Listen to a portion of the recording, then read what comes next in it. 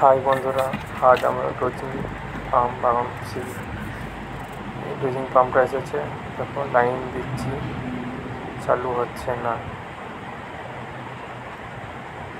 কোনো রেসপন্স নাই। পাম্প থেকে উল্টিয়ে নিলাম। 4টি স্ক্রু আছে, 4টি না স্ক্রু খুলতে হবে।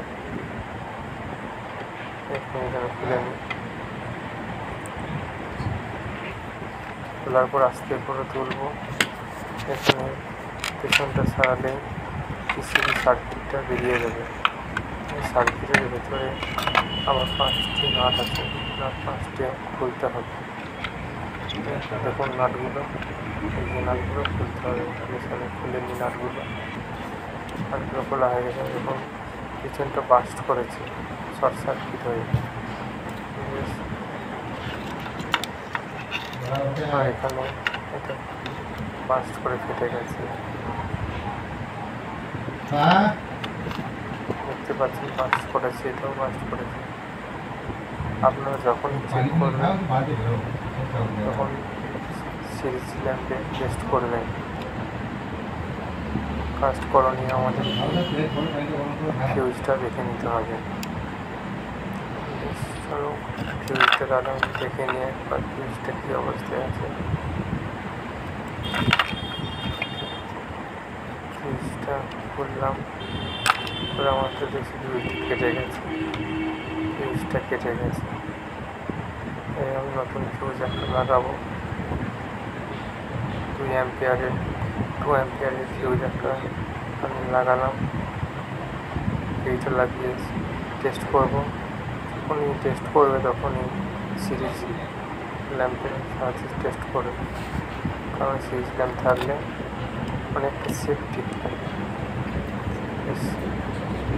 লাগিয়ে আমি টেস্ট করবো। এরপর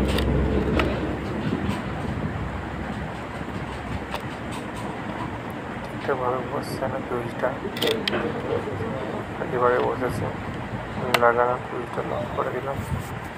এখন আমি টেস্ট করছি, এরপর টেস্ট করছি এবং পাম্প চালু হয়ে গেছে।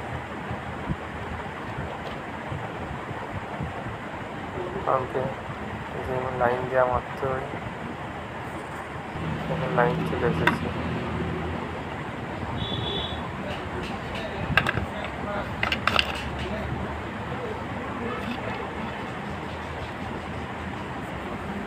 লাইন চলে এসেছে, পাম্পও চালু হয়ে গেছে। দেখুন আপ ডাউন করছে ল্যাম্পটা, কিন্তু সিরিজে চলছে। এই যে আমি মেনে দিলাম এবং বাস্ট করে দিল আবার, কারণ বাস্ট করার কারণ যে ভেরিয়েসটা কেটে গেছে। আমি এটা পাল্টাই, যে ভেরিয়েসটা আমাকে নতুন লাগাতে হবে। এটা আমাকে আমি দেখি আমার আছে, নতুন ভেরিয়েসটা আমি লাগাবো। এটাও গেছে। নতুন যে ফিউজটা আমি লাগালাম সেই ফিউজটাও বাস্ট করে দিয়েছি। আমি নতুন ভেরিয়েসটা পেয়েছি, আমি এখন এই ভেরিয়েসটা লাগাবো।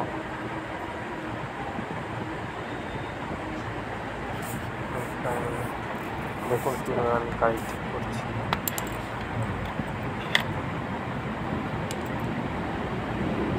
এই ভেরিয়েসটা আমি লাগাবো, এই ভেরিয়েসটাকে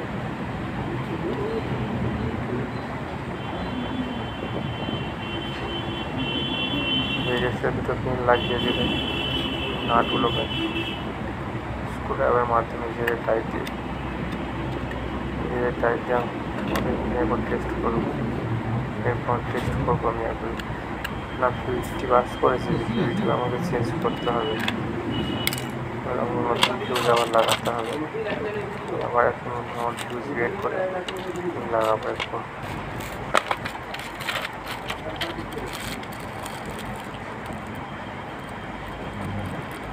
আপনাদের যদি ডোজিং পাম্প থাকে অসুবিধা নেই, আমার সাথে যোগাযোগ করতে পারো, আমাকে পার্সেল করে পাঠিয়ে দেবে।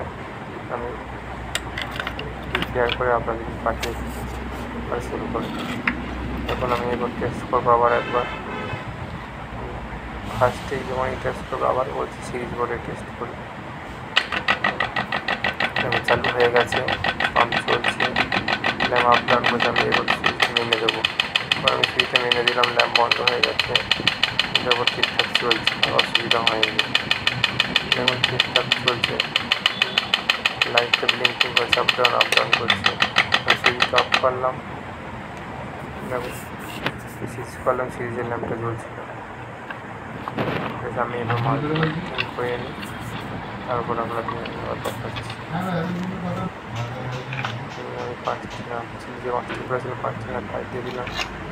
এবার বাইরে বডির চারটে নাট আমাকে টাইট করে দিতে হবে। বাইরে বডির চারটে নাট আমি টাইট করে দিই।